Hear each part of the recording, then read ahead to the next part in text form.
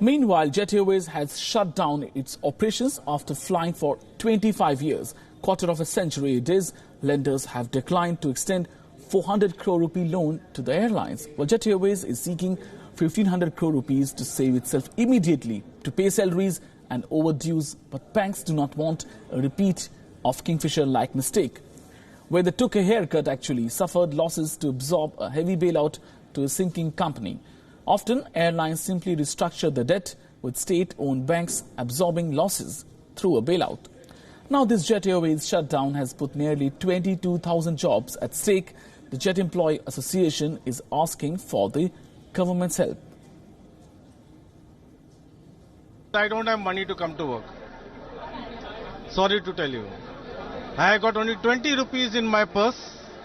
How long can I take money from my mother? And she is my mother. She'll never say no to me. My wife also will never say no to me.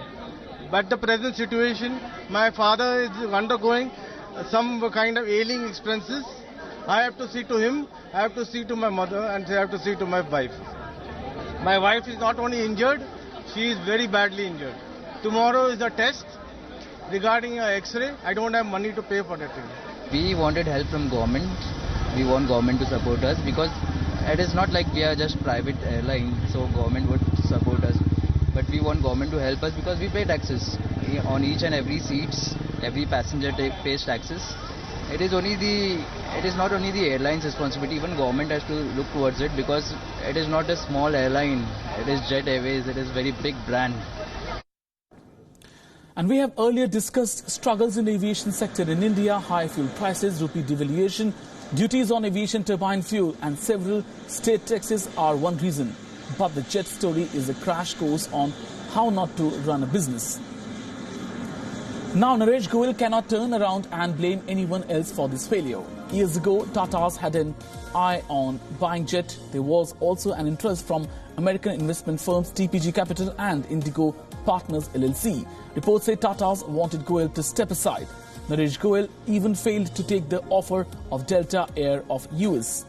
Goyal is said to have wanted a higher share price. It's simple rule that you cannot choose between others when in need. But Goyal did not want to lose control, and now he has lost the business completely. Some estimates peg Jet's daily loss at nearly 21 crore rupees. The company has over 15,000 crore rupees to pay as debt and dues. So why did Jet fail? Is it just the nature of aviation business in India? Well, sure, aviation business is risky, but Jet's problems are largely self-inflicted. Goyal and his wife Anita, they exerted full control over the company. How did they fix the ticket prices then? The duo is said to have called up other bosses of competing airlines when the prices were cut too much. Now, rule one to survive in a free market is to run business with pragmatism, not in coalition with other players. Such reactive tactics are bound to fail someday.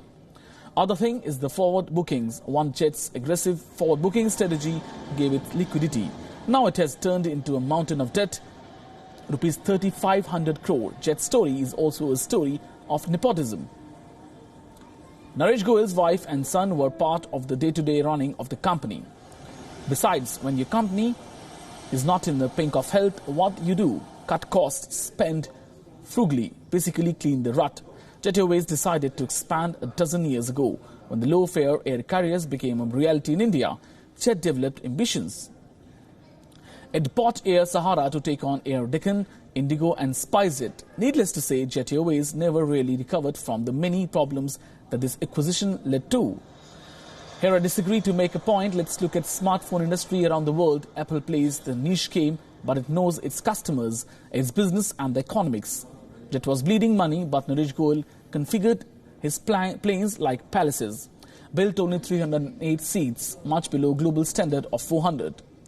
One reason why Goyal may have played a long hand is this: in 2011 and 12, when Jet Airways faced its first financial crunch, Goyal used his networking skills. He roped in Etihad, which bought 24% of stake for nearly $400 million. As expected, Etihad needed more control to run a prudent business. Goyal interpreted it as a takeover of his beloved company. What's the lesson from this saga? A founder is not bigger than a company. A founder may want total control, but businesses are not about individuals. Businesses are about practicality, profit and a futuristic outlook. So when you have an opportunity to sell fleet in your loss-making venture, thinking you can turn around your business because of your networking skills, your friends in big places, you are simply asking for trouble. And talking about trouble, consumers are the first casualty of bad business practices. Thanks to the jet saga, international flyers are feeling the pinch. Airfares have skyrocketed beyond imagination. And the cheapest Delhi-London flight fare touched a whopping rupees 93,000. And mind you, it's a 16-hour flight via Rome and Milan. In fact, there are hardly any non-stop flights available to popular destinations like London and Amsterdam this week. And if you plan to fly from Mumbai to London next week, you are sure to burn a hole in your pocket. The cheapest one-way economy class ticket cost rupees 1.8 lakh on April 22nd. That's thrice the normal airfare. And usually during the summer peak season, the Mumbai-London fares would hover around 35 to 50,000 rupees. But now with Jet having stopped operations, the fares have shot through the roof. And similarly, the cheapest Mumbai-Amsterdam flight ticket for Monday cost around 44,000 rupees. And even after shelling out that amount, it will take 28 hours for you to get to your destination, for it's a flight via Nairobi, Kenya. Now imagine the plight of those who already have their jet tickets booked for summer holidays. They have had to bear heavy losses. There are some who had advanced hotel bookings too, and if they cancel it now, they would only get a small share in refund. Is there respite in sight? Well, it seems there is no respite in sight. The Indian Civil Aviation Regulator DGCA can only monitor domestic flights, and it has assured domestic passengers it will monitor domestic fares on a daily basis and engage with the airlines for necessary steps. Bad business hurts businessmen. Besides, it hurts the economy, consumer and sentiment in the marketplace. And that's something that needs to be learned from Jet's story, as it looks set to go under insolvency and bankruptcy court.